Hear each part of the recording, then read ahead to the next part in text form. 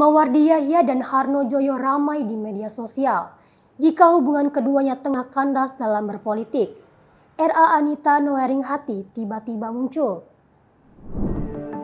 Setelah ramai tentang hubungan Mawardi Yahya dan Harno Joyo disebut tidak baik-baik saja, muncul nama RA Anita Noeringhati, Ketua DPRD Sumsel.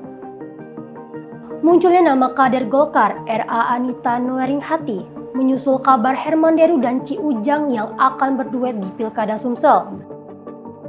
Meski sudah ada klarifikasi bahwa pencalonan terus akan lanjut dengan mantan wali kota Palembang 2 periode itu, namun tidak sedikit pihak yang menyebut peluang cukup berat. Mawardi Yahya dan Harno Joyo bahkan dianggap sebagai salah strategi melihat peluang karena deklarasi dilakukan terlalu dini. Sebab Ci Ujang sudah dipinang Herman Deru menjadi bakal calon wakil gubernur Sumsel yang artinya dukungan sudah berpindah. Harno Joyo taktis belum mendapatkan perahu politik untuk mendayung bersama Mawardi Yahya yang diusung oleh Partai Gerindra.